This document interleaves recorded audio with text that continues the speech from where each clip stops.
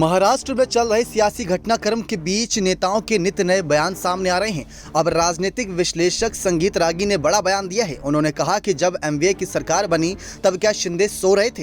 NCP chief ने शिवसेना को बर्बाद कर दिया, ऐसी कई बातें निकलकर सामने आ रही है। इसमें एक एग्जाम्पल भी दिया कि जैसे अमेरिका ने यूक्रेन को बर्बाद करवा दिया।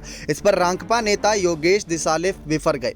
रांकपा नेता योगेश दिसाले ने कहा कि संगीत रागी, आप नैतिकता के पाठ बहुत पढ़ाते हो, आप हिंदुत्व के बारे में कह रहे थे। उन्होंने कहा कि जो शिवसेना के बागी विधायक गए हैं वो कह रहे हैं कि हम हिंदुत्व की वजह से भारतीय जनता पार्टी के साथ जा रहे हैं। यही वजह है कि बीजेपी यानी कि भारतीय जनता पार्टी है जिसने सत्ता के लिए महबूबा मुफ्ती के साथ सरकार बनाई। 2014 से 2019 तक शिवसेना भारतीय जनता पार्टी के साथ में ही थी।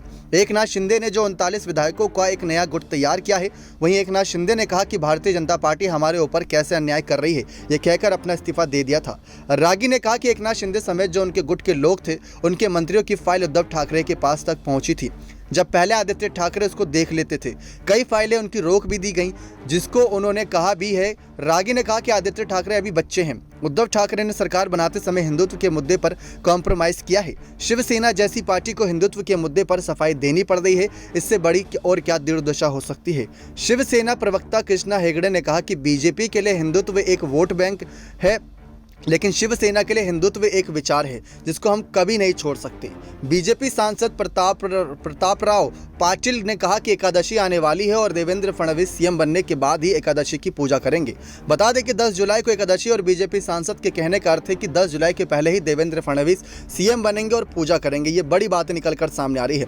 लेकिन क्या सचमुच आप सभी को भी लग रहा है कि शिवसेना को बर्बाद करने का सबसे बड़ा हाथ यहाँ पर एनसीपी चीफ को ही जाता है? यानी कि शरद पवार को जिस तरीके से बातें निकलकर सामने आ रही है कि उन्होंने यहाँ पर पार्टी के साथ गठबंधन किया और आगे का यहाँ पर नहीं सोचा, लेकिन जिस तरीके से शिवसेना यहाँ पर एमवीए के साथ सरकार बनाई, तब क्या शिंदे सो रहे थे? तब क्या आवाज़ बुलंद नहीं की?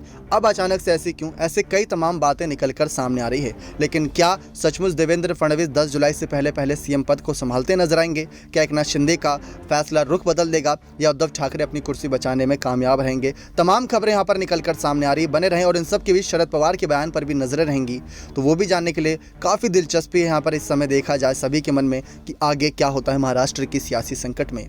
नेक्स्ट 9 न्यूज़ रूम की रिपोर्ट।